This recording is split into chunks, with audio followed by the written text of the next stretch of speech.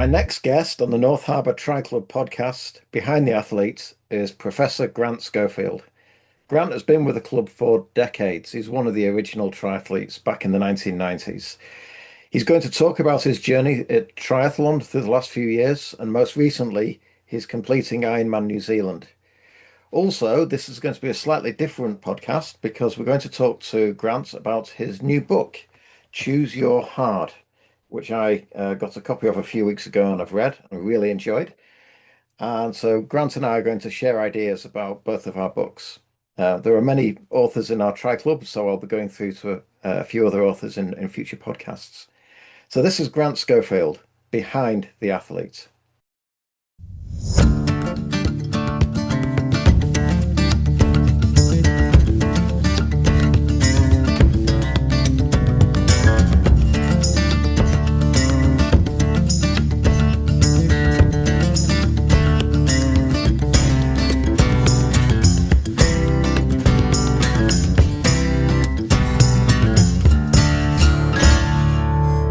Okay, so today we have another guest on the North Harbour Triathlon Club Behind the Athletes. Today we have Professor Grant Schofield. So welcome to the podcast, Grant. Before we get Thanks, going, Gareth. Good. sorry, mate. Before we get going, I'm just trying to remember when we first met. And I think, I mean, you've been a member of the club for years and years and years. And I joined in 2002. So I think you joined before me, didn't you? I first became a member of the North Harbour Tri Club in the early 1990s. Right. Okay. So Uh, before I yeah, was in New Zealand. yeah, like as a it was a new club, and triathlon was a new sport, and I think it was a different time in the sport, right? Because it was the hot new sport, and it had you would there was the DB Tri Series, so which was Dominion Breweries was a thing, and there was the Kiwi Lager Ironman and the Bud Light Ironman. So the sort of brewery sponsorship. So that was there's quite a lot of money in the sport. So you could actually, Rick Wells and Aaron Baker and Aaron Christie, these types of people actually made very good livings off being athletes back in those days. And as a younger man, it was good fun getting into it. And then even more bizarrely, I actually won money in these events. There was the Rothmans Duathlon series in the winter was very popular, sponsored by the cigarette company, which in today's standards is a really weird thing.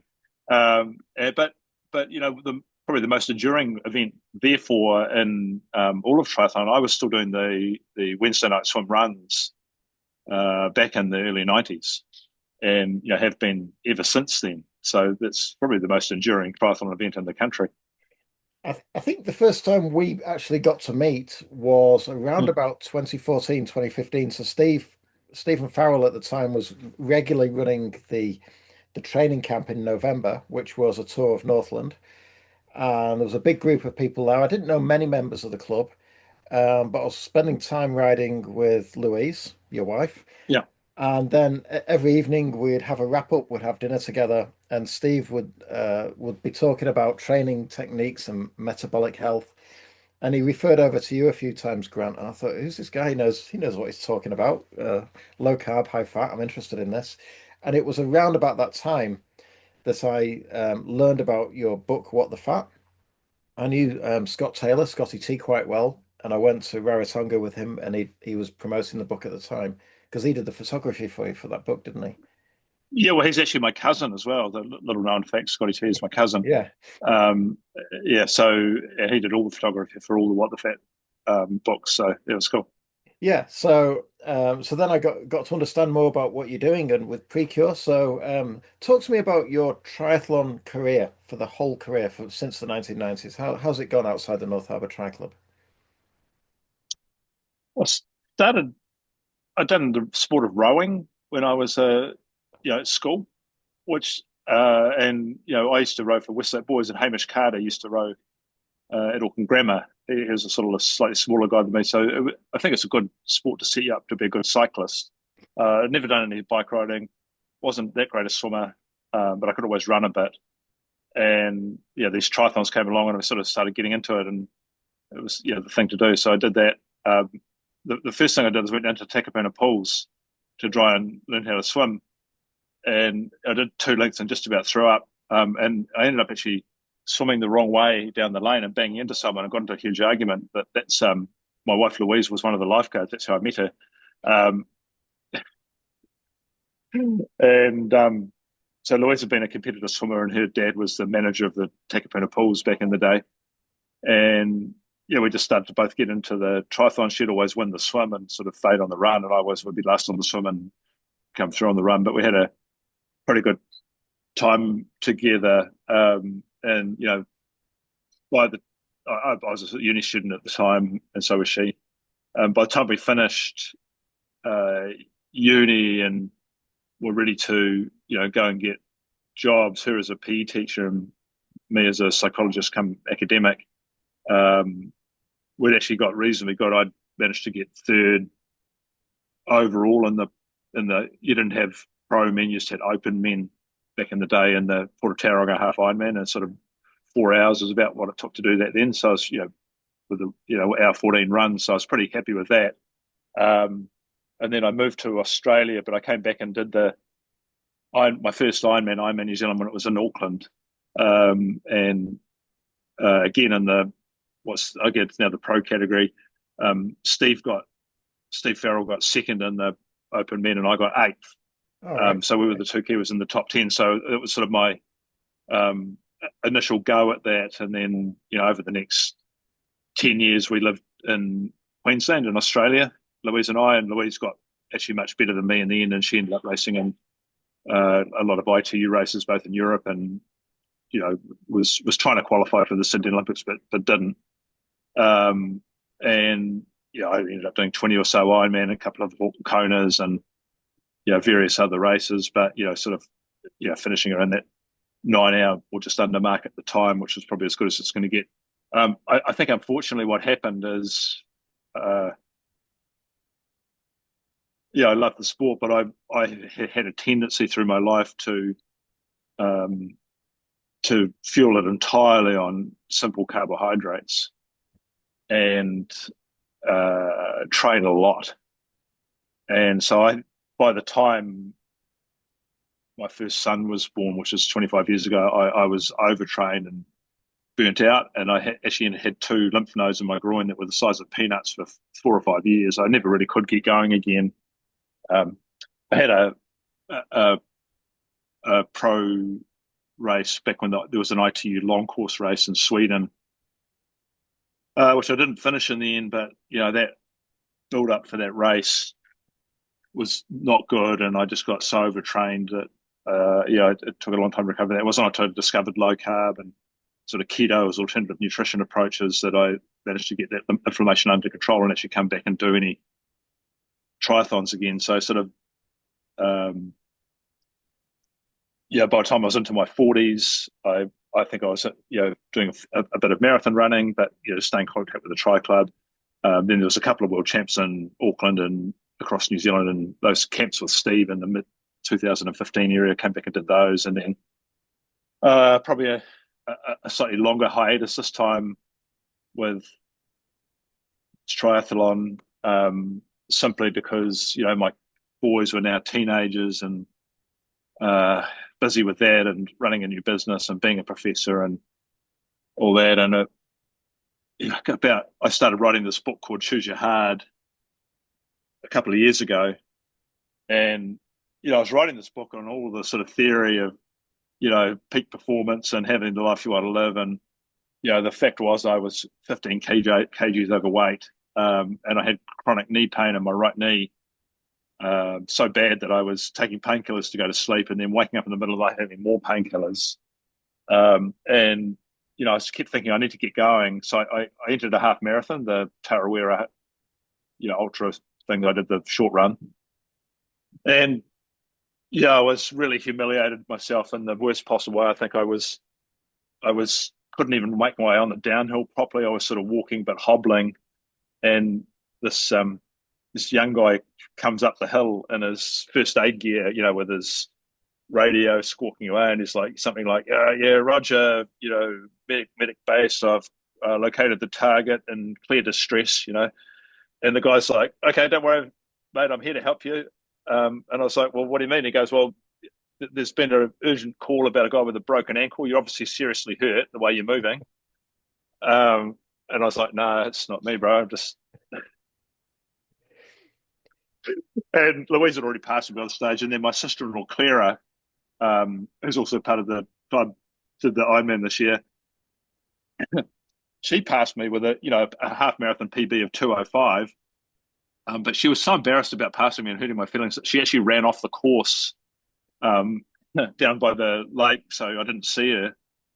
And then even more humiliating, this obese older guy passed me walking, and I accidentally looked at him, and it wasn't directed at him, it was directed at myself, and I said, "Oh, the absolute fucking state of it." But unfortunately, I said it aloud, and I was just like, "Mate, you've got to have to do something. You can't be writing books about choose your heart and fitness and health, and had a whole life of being an academic and scientist in this field, and now look at the state of your practicing." So I'm much more re-engaged with the Tri Club again. Actually, renewed my membership, and uh, having been told I'd never run again, which was completely bullshit advice. Got cycling, dropped that weight off, and the knee just disappeared. And and then I did Tauranga this year. Had a good one. Won the swim in my age group, won the bike in my age group, came third overall. Had a great race. It was amazing to be racing again. I was just loving the feeling of being able to do that in my late 50s. And see characters like Steve Farrell and stuff yelling at you from the sidelines. It's just being back in the thick of it.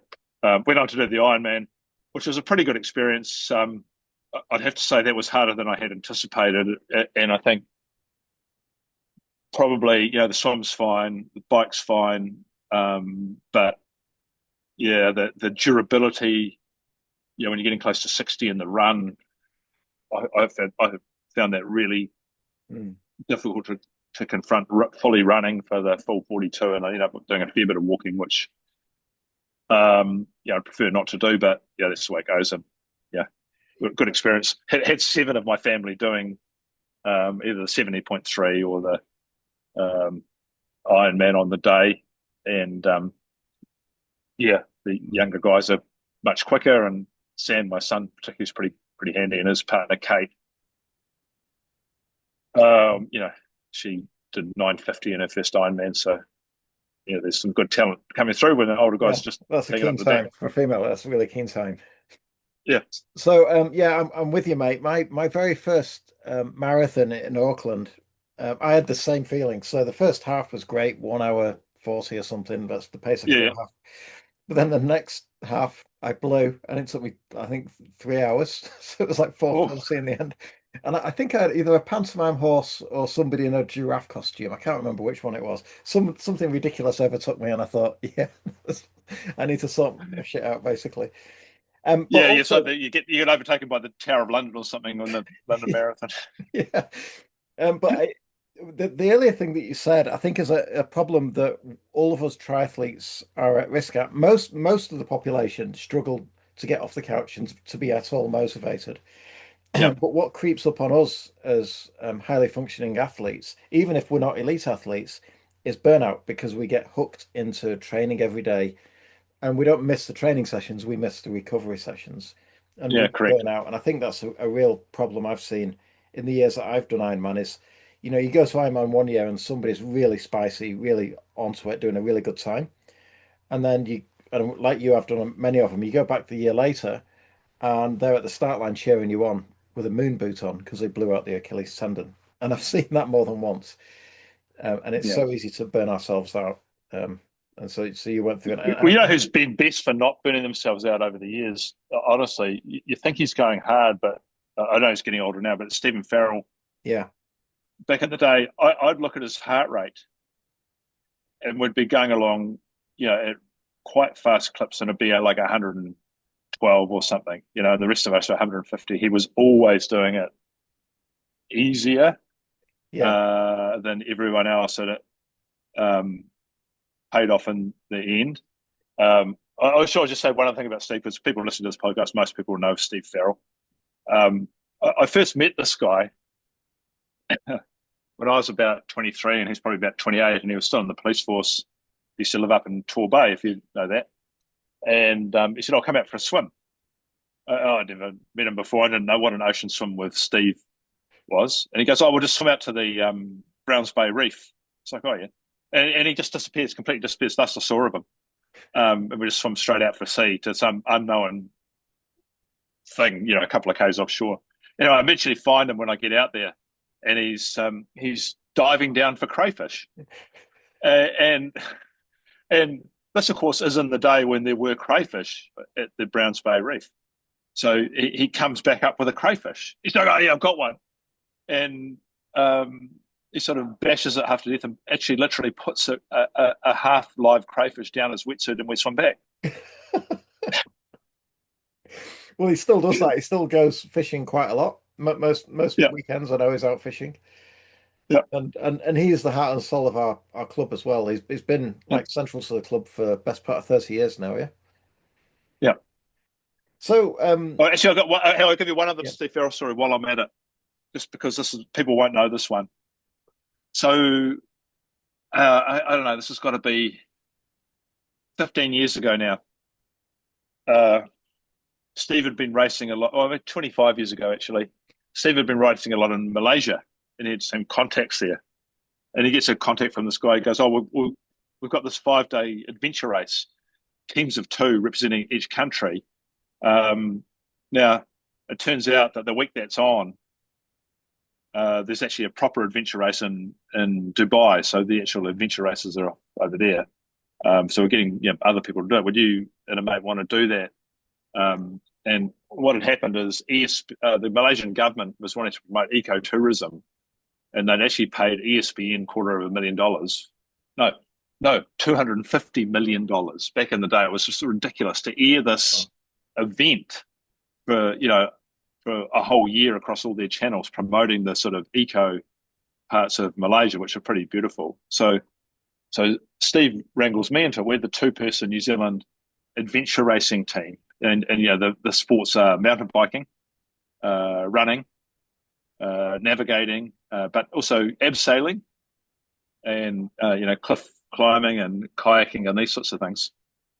Anyway, we take up on the first day, and I'm fit. Like, at this point, I'm a 2:30 marathon runner, and you can tow the slowest person with a tow rope, right? And so I'm towing Steve because I'm just faster than him. And so we do this like 8K road run. We get to this bridge, and the bridge is like 45 meters high. So just think about this: the Auckland Harbour Bridge is 60 meters high, and you attach yourself with your harness, you check your ropes, and you just go over the side and abseil racing down there and splash into the water, swim to the shore, jump in your 2-person kayak, and off you go. So it's just I was just shitting myself on this study abseil. Anyway, and Steve's like, "Oh, don't even worry about stopping. We'll just dive in, And I'm like, anyway, we end up winning the whole first day. And there's quite a lot of mate for grabs here, right?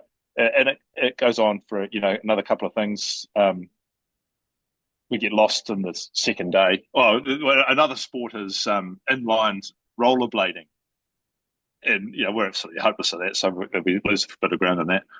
But the third day, we're mountain biking, and there's a lot of fast downhill, and I'm sort of on the outside of this curve with the South African guy on the inside, and I'm going around this corner, and bike's skipping along a bit, tires a bit overinflated, and then the road's just not there, and I was like, "Fuck, this is going to hurt."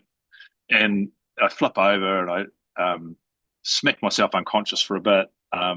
It turns out I break my neck in 2 places, but stable fracture, and I got blood pouring out of one shoulder. And Steve comes racing up to me, he goes, and because he sees this big blood pouring out my shoulder, he's like, "Flesh wound, carry on." Anyway, what happens then is Steve's like, I'm buggered, like I can't even steer my bike, and we get lost in the jungle, Malaysian jungle, right? And Steve's like, "We're lost," and I'm like, "Why do you reckon?" He goes, "Well, the ground's pretty soft. There's no mountain bike tire tracks in front of us because we're last by now, right?" And I was like, "Oh yeah." So we start looking at the ground, and there's this big cat prints, like the big as a plate in the ground of some bloody Malaysian tiger or something. And Steve's like, "Look, you're obviously hurt. I'm going to go back the other way. Just follow along as best as you can." He just completely disappears. So I'm limping through this jungle with blood pissing everywhere and a broken neck, and then it just goes from more comical to more comical. We finally get to the end of this bike ride, and the camera crews are all there, zooming in on all my injuries, and the medics are trying to clean me up. And Steve had just said, "Look, you obviously hurt. Like, you decide when we get to this next transition whether we're carrying on or not." I was like, "Yep, okay." So I'm thinking, right, well, I'm done. These guys are trying to mop the blood off me. And Steve's like, "Don't even bother. We're going straight in the water." And the next section's like a 16K whitewater rafting section. And it's a 6-person raft, but there's just the two of us in it, right? And I'm not functioning. And our total rafting experience is watching YouTube videos the night before. And we eventually finish that, and it gets even more hilarious with Steve, because then we're running now, and he's towing me because I'm buggered, and he's like, "Oh, dog shit on your right, dog shit on your left," and there's this huge piles of elephant shit, and then we're running through an elephant thing, and then we start catching some of the other countries, and Steve's like, "Is that all you got, you useless Aussies?" and all this sort of stuff as we're going past. And the final section of the day, and my final part in the race, is we go into this cave between Vietnam and Malaysia, and it's like a 300-kilometer long cave. But if you go off course, but you just follow the river, or if you get lost, you'll never be seen again. And the cave's getting it's the size of a room. Then it's a meter high. Then you're basically crawling on your hands and knees with taking breaths out of the water just so you can get through to the next bit. And I've lost feeling in both arms by this stage because of my broken neck. And I was like, "Oh, I can't go any further, Steve." And Steve's like, "All right, well, just hang on to my foot. I'll crawl my way out." And so Steve crawls for like 2 kilometers, towing me with a broken neck to the end of the stage. And we finish, and then I'm taken off by the ambulance, and in the Malaysian hospital for 3 weeks. And it's the largest ever medical claim by the this Marsh insurance, and all the things double after that. And but you can just imagine what it's like being in an adventure race with a broken neck with Stephen Farrell in Yeah, Malaysia. right we are. Carry on. So, you're an active member of the club. You've been a member for decades. What's the best thing about the North Harbour Tri Club for you? I think it's what Steve would said. As much as there's differences between the club members on random aspects of life, um, it's a group that I've got more in common with than anyone else in the world. Yeah, They think the same, and you can not see them for a few months and come back, and everyone's operating in the um same way. So the sort of philosophy of living, which is centered around health and fitness, is pretty strong and enduring. It's it's I've I've got quite a lot of what's the physio that sponsors the Tri Club series? oh, Ashley. Yeah, I've Ashley got the Lake. Yeah. umbrella, the towel, the beach towel, the drink bottle. So yeah, good spot prizes. No, but I think it's just that it's hard to find that many people in society when you're a triathlete you've got everything in common with, and I think that the club's got that. I Yeah, don't come particularly much to Milford to training um, up at the pool because it doesn't sort of suit my situation, but like I still feel pretty much part of it. yeah. I mean, it's a really active club with what happens at Birkenhead Leisure, and not going Yeah, to because I don't even live in Auckland, but yeah, the regular swim run. I mean, we both see each other at the start line there, and then yeah, sometimes you're still there when I've finished afterwards. yeah, Um, yeah. um, and that every year, and this year, so we usually get between 50 and 80 people. This year, I'd like to try and promote it to get over 100 people every race, That'd be cool. come to the swim run. Well, Um, the trouble last year we had a bit of a shocker with the way that the erosion went and the amount of rocks, which was just abnormal. And it's not even like that now. It's pretty sandy down there now, and so hopefully that continues because that was a bit of an issue. yeah, yeah. Yeah. So, what would you say to the Grant who's just taken up triathlon, 30 odd years ago, nearly 40 years ago now. What would you say to your first triathlon race, Grant? Yeah, I'm not so sure about this first one because that's all new and fun. But I think what I would say to myself through that 10 years of racing in the pro category is, for God's sake, enjoy doing this and the success. I mean, my best races, I just crossed the line. Was like, oh, I could have done better than that, and I'm almost embarrassed to have been that person. It's like it's sort of shit, like just to to be that good and that fit and part of and to not savor that is like just a crime against being a human. And I wish I had known that when I was younger. Yeah, that resonates with something I read about. I think it was Alistair Brownlee when he won the world champs. He won one of the IT races, which meant he won for the year. And he went Yeah, back to his hotel and thought, "Is that it?" It's kind of yeah, it becomes a anticlimax, and it's I don't know what Hayden or Alex are feeling now when they're at the top of the game. But to be able to, savor that moment because it's you and I are both a similar age. You look back and some of the races I did my best in, I think my very best Ironman race, I think I was pleased with it, but I was always thinking, well, yeah, what can I do to get better? I never actually savored it, if you know what I mean. yeah. It's a skill, and of course, it's easier to do that now. But um, I wish I'd done more of that younger. So that's probably what I'd say to myself. Yeah, cool. Okay, so let's go on to the next part of this. And what I might do actually is edit it out and have a second podcast for it so it's not too long. Is your book, Choose Your Hard. Yeah. So I read this book and I know you talked about it in previously in the podcast, but what is the central message in your book that you've just published? Well, you can either put friction in your life and create it yourself on your terms, and you'll benefit from that purposeful friction. That's what getting fit means. That's what eating well, getting good night's sleep, but also creating challenges. We'll talk about misogis in a sec. Or the other path is that friction will find you and it won't be on your terms. So every path in life has friction or difficulty.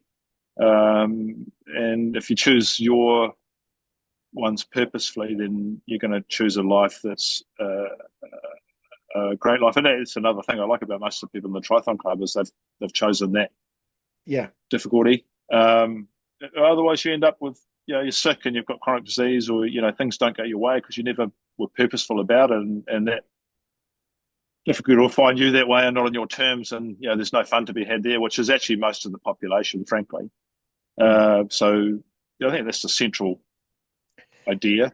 And the way you've structured the book is you articulate it in seven truths. So there's seven areas of focus of how to choose your hard. So talk me through those seven. Yeah, well, all seven of those are related to my sort of professional career as a sort of scientist and researcher and health practitioner, so psychologist through physiologist through uh, other things. So first one's called Move or Rust, which will I think the science of especially cardiorespiratory fitness, but also physical strength, and what that means for health and well-being, crucial. But also, I think exercise and the process of damage from the stress of that through to the adaptation, bouncing back, is a biological phenomenon known as hormesis. That you Mm. improve with stress, but it needs to be stress combined with a recovery. Exercise is the most salient example of that in the world, and so I think in a choose your hard type book with that principle in mind, that the first principle needs to be about fitness. And so sort of explore both the science of that, which is really interesting science, right? Because it's just worth it. Everyone listening to this knows this. I'm preaching to the converted, but everyone knows of the longevity and health benefits, but just the magnitude of it. You can expect to live an extra 10 years on average and 10 years disability free. If there was another medicine that had that type of benefit in health, um, then that would be the best selling medicine of all time. Yet we've invented words that are derogatory for people with fitness. I'd even get it when I was working at AUT in the in the sport faculty. You go out for a run and lunch, and they go, "Oh, you're a fitness freak." I was like, "Well, like, that's a bit unfair. Uh, So, I'm doing this for productivity." Yeah, so with the move or rust, that actually reminds me of so many people because I've been a runner all my life, and yeah, people would sometimes say, "Ah, running is bad for your knees." And what is really bad for your knees is being fat, right? yeah, And you talk to any orthopedic surgeon, he might see a few netballers and footballers, but most people have weight issues.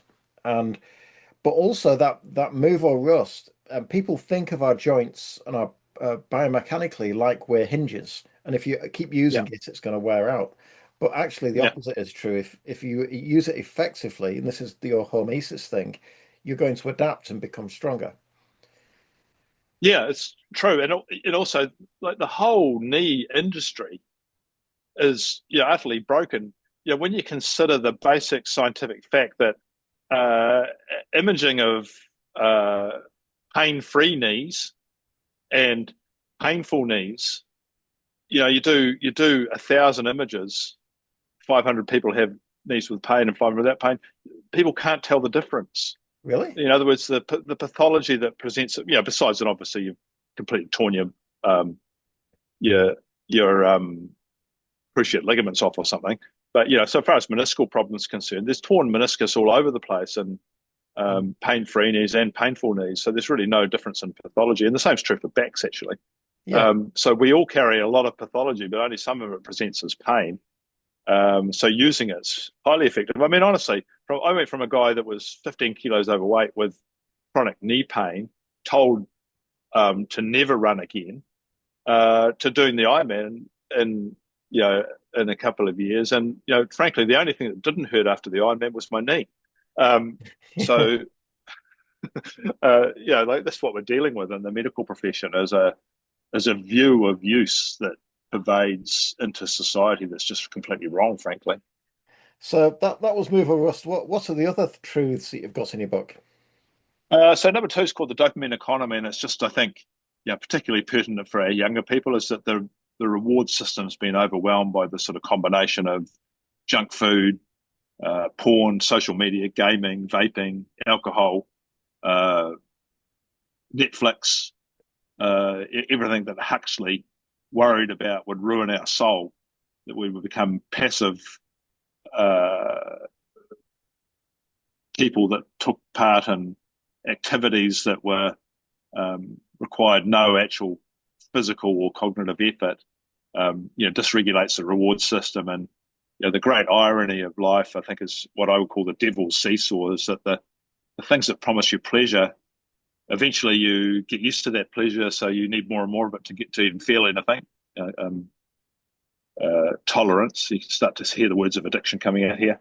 And then, of course, you down regulate the whole system. So baseline dopamine is now below normal, which is withdrawal, and it's also when baseline pleasure is below average, you've got pain. So the great irony of life is that when you put pleasure and lots of it stacked on another one on another, and you dysregulate the reward system, and you feel pain, not pleasure.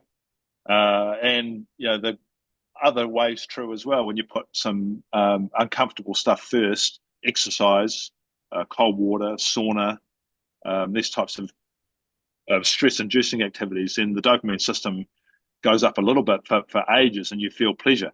So so pain first causes pleasure, and pleasure first causes pain. Like that seems to be something worth knowing to me. That's something. So I've got a cold plunge bath outside. I've got a watering hole at the bottom of the farm, and I Yeah, go nice. to swim in the sea. And I remember someone somewhere on a podcast telling me that the dopamine spike from a cold plunge is not dissimilar from cocaine, but it doesn't then seesaw down. It actually holds high for a longer period of time. Yeah, I wouldn't say it's quite as high as that, but I think it's like you've got to have a motivation to get warm again. Like so, Yeah. just like the system's like basically, if you want to anthropomorphize it, it's like, thank Christ I'm not freezing to death. And so there's Yeah. some, and I've got warm again. So there's some, good feeling about that, and that persists for much longer. So it can go for a few hours. That beautiful feeling after being cold, and dopamine stays up, but it doesn't dysregulate the system. It in fact re-regulates it, which is a great thing. And the same with fasting as well. Like when you do a prolonged fast, you suddenly have huge amounts of energy and you feel elation. You're about to do a long fast again, aren't you? Yeah, well, that's a great thing. A fast is such a great thing for, like, frankly, there's actually not that much fun in the fast, Yeah. because, just of the sheer amount of pleasure that food, especially the modern food environment, involves, especially if you're an active athlete, you get to eat a lot of it. When you fast, you really do reset that system, and so the whole taste system resets. So the things that you were tolerant to now, are much tastier. So that's cool. Yep. So that's the dopamine. We've got the food. So we've got so exercise, dopamine. Food is the next one, isn't it? Of the Yeah, tree. food, which I call the Holy Grail, just because the Holy Grail, which is really about, if you went on the quest for the Holy Grail, then you're chasing eternal health. Yeah. Food's so important, and I think, um, while people go, you can't outrun a bad diet. You probably can outrun a bad diet if you're active enough. But for most of us, getting the right types of whole food nutrients is still an issue. Getting enough protein, getting enough of all of the nutrients we need, is a huge thing. Which is probably our main problem as triathletes, is getting enough of the right good nutrients. For most people, their problem is actually just too many nutrients, but especially carbohydrates. Yeah. Um, Not so much of a problem in the athletic community, and when you're defending against an excess of carbohydrate energy, that energy can't go into a normal cell. There's nowhere for it to go, so it gets defended away into visceral fat around the organs, and then around the tummy, and then everywhere else around the body, and all of a sudden that bangs your blood pressure up and everything else, and that's metabolic syndrome and chronic disease, which is what the whole population's got, really. So the 10% of the population that's not metabolically dysregulated is almost entirely concentrated in the North Harbour Triathlon Club. So Yeah. That's actually a good point. So when I'm training and racing with the club, I yeah, I feel unhealthy and unfit because most of the athletes in my age group are faster than me, certainly better swimmers than me. But the yeah. thing is, that's not a good sample because you compare anybody in the tri club to the general population, and we're all exceptionally fit. We're probably all in the top 5%. Mike Trees had a good point at this swim run this year, and he wasn't going as well as he normally does. And he's like, in sort of the age range around him, he had me, Steve, and Paul Crop. Yeah. And he's like, he comes in, he's like, well, I've won gold medals and swim runs around the world for my whole life, and I can only manage fourth in my local club race. Yeah. That was I mean, it's the actually, only time I beat him, but still, you know, I think my very first training with North Harbour was 2003, I think it was. And I just happened to be there the week or two before Ironman that year. And yeah, so Steve had us on the cycles, the stationary cycles, and then every few minutes going for a run around the park and back again. And I thought myself, I was mid late 20s then, and I thought I fancied myself as quite a nimble runner and quite fit. But I was completely schooled because all of these people were Ironman fit. Yeah, they were just tapering yeah, off, just giving it some speed in the legs. And that was me feeling quite porky and slow. It's depressing. yeah. Well, that's the beauty of the Tri Club for that. So it's a good sample. Yeah. No, as my wife would say, you want to be, You're the average of the you end people up around most, you. Yeah. but your average of the people you hang out with. I think she said something like that the other night. Yeah. Yeah, Yeah, and that's how I feel it. It's even though I'm not as fast as most people in my age group there, at least they lift me up. So if I was the fastest there, if you're the smartest guy in the room, you're in the wrong room. And I think if you're the fittest guy in the club, you're in the wrong club as well, maybe. well, I think you've generally become a better runner than me over the years, but I can still outswim you, and even I'm a pretty shit swimmer, so that makes me feel good. But Yeah. Yeah, well, many of my competitive swims I have to pull out because I'm seasick. I get seasick. Would you believe it? oh, do you? Yeah, ex-Navy and yeah, seasick. Yeah, So, Cool. Okay. So, and then towards the end, you really lean on some, and that's why I really like the book, is you lean on some Japanese philosophy, such as ikigai and finding Yep. purpose, and misogi. So, talk to me about ikigai and misogi. Well, there's quite a lot of debate about this whole ikigai thing because the Japanese themselves, there's an ikigai guy, a Japanese guy who's writes about ikigai. It's not quite the same as the Western conceptualization of it, but the Western views really got sort of uh, four circles that converge on a Venn diagram with one little little narrow um, landing place in the middle, and it's sort of like um, thinking about you sort of role, particularly the work that you do, and it's like do you love it? Are you good at it? Do other people need it? And can you make money from it? And only if you get all four of those things, and you can land on that, then you've really found your ikigai or sort of way to live that's in harmony with your life. I've been lucky in my life to be able to do physiology and psychology and the science of performance and well-being, which I love doing. I'm pretty good at.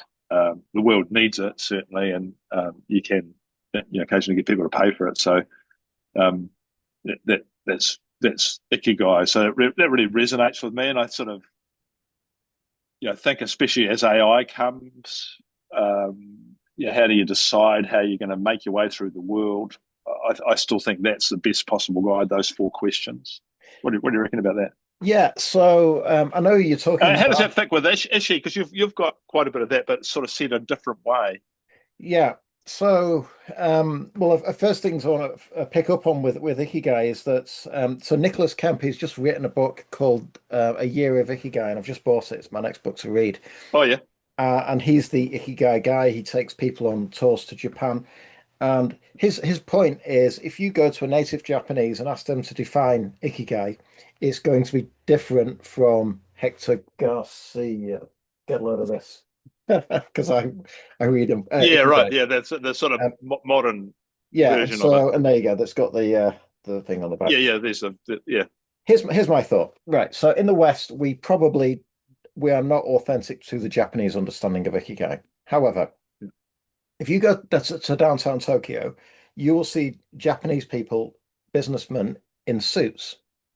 Now, the tailored suit comes from Charles III, English Renaissance period, and then became common business dress in England, Savile Row, all that kind of stuff. Now, the Japanese will wear different materials because it's a different climate and culture. And the Japanese Asian frame is different to an Anglo-Saxon frame. So they've modified the tailoring of the business suit. But you wouldn't say, well, that's not a suit. How dare you wear a suit? You're not English. yeah, yeah, So, and my thinking is that what I think Ikigai, as we understand it in the West, which is that Venn diagram, is very useful for people to understand that we need meaning in life and we need purpose. But there's no point just having meaning and purpose if you can't get paid for it because you'll starve. So yeah, there needs to be a convergence. So Jim Collins talks about the hedgehog, find the one thing that you're good at. And there's been a progression of these things. And Simon Sinek with The Power of Why. And I think we need a purpose. We need an underlying purpose. And Ikigai is a good way of articulating that. Even if yeah, you yeah, say Okinawa, that's not exactly what they say. yeah. And so I've studied it for a while. And my book, Ishi, oh, there you go. I read a lot of books. This is my new printed book, Ishi, The Yeah, good Discipline book. of. I've read the PDF. I've just still got to get into the hard copy. Yeah. And the foreword is by David Marquet, who's a submarine commander. And I worked with him. And that won't be in the PDF, by the way, mate. So the foreword is the bit that you've not read. And so I've worked with David for 5 years now, 6 years, and he talks about intent-based leadership. So how to give people autonomy and agency to decide for themselves, the people doing the work, how they're going to do the work. And what he says of my book is I've turned that kind of leadership style in on the self. So have clarity on what you really want to do, and then how you take action to perform on it. But more importantly, how you govern it. And this is why I really hooked onto the triathlete burnout challenge, because governance is not just motivating you to do more. So this is not just a David Goggins grit theatre, do more, Yeah, Jocko Willink. It's also presetting the decision of what you're going to do when it gets hard. So when you get to the 25K mark of the Ironman and you really need to walk, how are you going to manage that? How are you going to keep Yeah. yourself upright? But also, and this was from a personal experience in Kona, is when it becomes unsafe, how do you stop? How do you preset that exit? Because when we're triathletes in the middle of a race, we cannot, the judgment is really poor. I would argue gently that some of the decisions you made in Malaysia were probably not the wisest. Oh, they're ridiculous, and I've done a similar thing to you in Kona. Yeah, Like I had, I think, the when they go, well, the signs of severe dehydration are tingling in your fingers, you yeah, stop sweating, and your veins collapse. I'm looking at my arm, and it's like a dead person's arm, and I'm yeah, in the energy lab, and I'm like, this is not good. Oh well, carry on. It's like actually, I had to have IV. I was never the same after that 1997 Kona yeah, race. We couldn't even make it back. The Tri Club members who were there couldn't. Steve went worse than me, so that was something.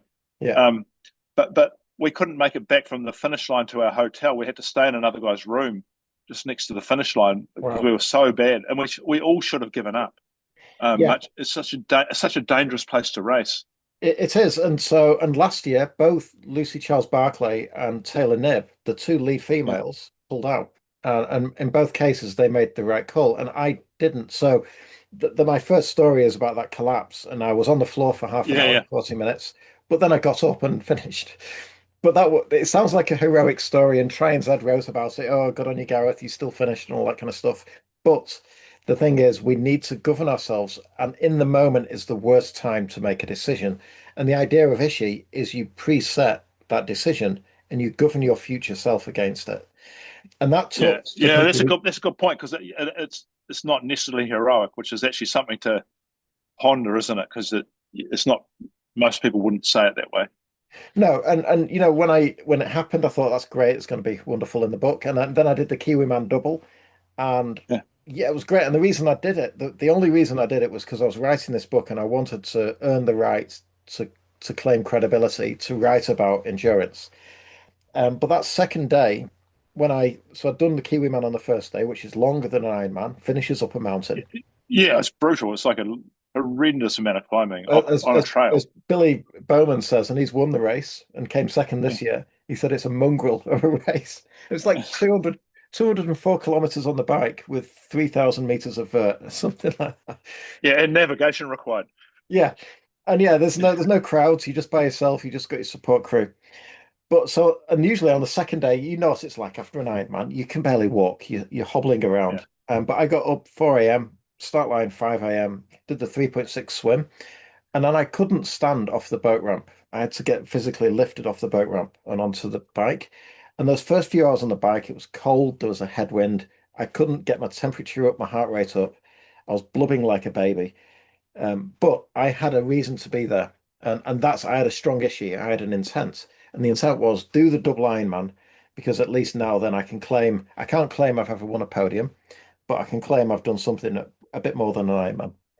And yeah, so brutal. there's two elements of this persistence thing. The first side is how do you motivate yourself through the think when things get hard or distractive or boring or not interesting, but also how do you give yourself permission to exit? And so that's the other side of the self-governance. And broadly, that's what the book is about. There's lots of Japanese stuff. There's some kanji calligraphy that I had created in from Japan. Uh, and Yeah, the they're cool. and the story is about my Ironman journey. I had a technology startup 20 years ago, Body O2. You actually went to Body O2, didn't you? The altitude Yeah, training. yeah, yeah, yeah, yeah. So I set up a franchise in Christchurch and I was doing other technology stuff down there. But the point was with that is I sold my house in the UK, threw everything at it and lost everything. But I should have given up sooner. Nice. I went for 5 years on my hands and knees. And I know you setting up Precure, you know what it's like when you start a business and you have to pay the staff and you have to pay the rent and the bills. And if you're not getting the revenue, it's tough. And I toughed it out for far too long. Again, I should have given up. So tenacity is good until it's not good. So yeah, that's the essence of Yeah, my it's a book. difficult, it's a difficult balance. So, hey, one thing we were talking about before we got going today is something we've sort of both got in common across both those books, which is this Misogi idea of, Yeah, which is what you're talking about there. I think I borrowed it off Japanese Shinto, the idea that you do one big thing, one challenge a year, usually a physical challenge that slightly scary, puts you outside of your comfort zone, and they talk about purifying your soul and all that. I'm not so sure about that, but um, I still think it's a good idea. I think for the triathletes, that's something that works for us as well. Like a lot of people, there's moderators in this world, people who exercise just a little bit, and they'll also take one little square of the chocolate bar and put it away again, and all this sort of stuff. Well, most of the people in the Tri Club don't fit that category, I because we don't. go one way or another. So these bigger challenges really appeal to our psychology and way of operating in life. Yeah, so you might think reading my book, knowing I've done Ironman and stuff, that I'm Mr. Willpower. I'm not. None of us are. It's not a thing. Yeah, And here's an example, right? So my wife theory, when she's doing a long drive home, she works in the hospital. When she's driving home, she's yeah, tired. She might buy a bag of lollies just to keep her awake. It's a bit of sugar. yeah. And I get in the car and I saw those bags of lollies, so I troughed it straight away. And she shouted at me, okay. So I drove down to Auckland yesterday, day before, and I bought a new bag driving down, and eaten the whole bag before I even got to Auckland. So Oh, that's had you? my Shocker. a third bag that I didn't open that I thought, right, that's for theory Yeah. for next time. But yeah, you can say you've got willpower. There's no such thing. What you need to do is create systems and nudge and decision architecture to make it easy for you to make the right decision. You can never brute force your way into willpower. It just doesn't exist. Well, hang on. Actually, I'll use a Steve Farrell saying here. He's like, Yeah. Grant, I've got great willpower and I've got appalling won't power. But and this is actually It's like I can push it. Yeah, yeah, here's a genuine question now. See if what your opinion is on this. So I watched Andrew Huberman, and there was an interview with David Goggins, and yeah. he says there's recent research that your anterior mid-cingulate cortex can actually grow, which is kind of the willpower region of the brain in a very simplistic way. And in the same way as the hippocampus can grow, if you do perform things that challenge your willpower, such as cold water plunges or training or all the stuff we do, it can actually increase your capacity for willpower. Have you read that, or has that been Yeah, that's oversimplified? true. So I mean, the most salient um, feeling of that is that it's associated with a opioid in the brain called dimorphin. And Yeah, dimorphin, if you imagine it, is the exact opposite feeling of endorphins. And so you'll most know it from at the end of a hard exercise session. Or actually, the most easiest way to differentiate it is you're sitting in a sauna and you're feeling all right, and then actually you start to feel like quite uncomfortable and a little bit unwell. It's like, I've got to get out of here. It's sort of a claustrophobia, but dressed up as being uncomfortable. That's the exact stimulus for that part of the brain through dimorphin, and therefore that you have to have that feeling or that adaptation to occur, and now more stress tolerant. Um, which I suppose is a good thing. You can take more of the same stimulus before it becomes particularly uncomfortable. and I guess the same applies to ghrelin. So if you're fasting, the ghrelin levels you can become desensitized to it, so you don't feel you have to eat now because you feel hungry. Yeah, I think ghreline's interesting because ghrelin's a stomach stretch one, and that's something. But um, probably the more important one from fasting is another hormone called leptin. Yeah. So leptin comes off the fat cells and hits the hypothalamus. Now the problem with the hypothalamus is it gets crowded out by sugar and glucose and insulin, and it can't see that, so it really needs to be reset. Yeah. And fasting does that. Yeah, Yeah, so the resensitizing. So yeah, so yeah, I'm a practitioner. My book is not an academic book, and yours you obviously carry the weight of knowing it from a theoretical perspective. And my book, yeah. I talk as a practitioner, so I'm not claiming any academic bearing beneath it, but I am fascinated with the physiology and psychology behind it. Yeah, well, I think what you've done well is the whole Ishi. and intention, allowing that sort of setting, I think is a really novel frame. Um, yeah, yeah, sort of something I haven't done in my one, but I think it articulates pretty well with what I do. Yeah, and there's something that Louise talked about in her talk at the Future of Medicine conference a few days ago, and Yeah, that was to declare an intent on your identity. So I'm going to be that yeah, person who gets up at 5 in the morning or whatever it's going to be, yeah. and I've kind of adapted that to the intent, the issue card, which is similar to an intention card. So I've Oh created yeah, these because I do these things. So what you do is you write down my intent and you give a horizon. So today's intent is I'm going to achieve this. And then you say what the yeah, first move is, how you govern, how you're going to persist. And then you ask your future self, what are the questions you're going to ask of that decision and of that practice? So it's called construal level theory. So you ask your future self, you kind of yeah. psychological So test. you've articulated what Louise was saying. I'm the sort of person that would Yeah. into actual action, Yeah. which is a more practical way of actually doing it. So yeah, that's cool. Yeah, and actually write it down because by writing it down, it changes the neural wiring of your connection to it. And there was some research with the UK NHS that people who wrote their own appointment cards down were 18%, it was statistically significant, They 18% turned up more. less. Yeah, they didn't, the no-shows went down, basically. Yeah, this So, is so and for the funny. NHS, that's great. If you just fill in your own appointment card rather than be given it, it means that we're not going to Yeah, spend money with you not turning up. So I'm really into writing the cards down, not using an app, not using technology, and being very close to what you intend and make it explicit. yeah, right. Yeah, no, it's cool. Cool. Okay, Grant. So one final thing for the Tri Club. What would you say to somebody who wants to join the North Harbour Tri Club? Why should somebody want to join?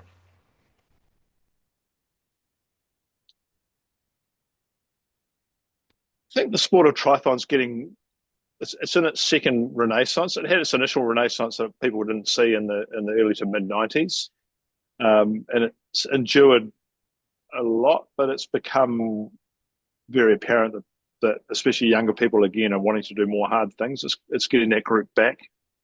It hasn't been back. It's one thing doing a single challenge. If you move beyond a single challenge, I'll just do the 70.3 or do the Ironman once.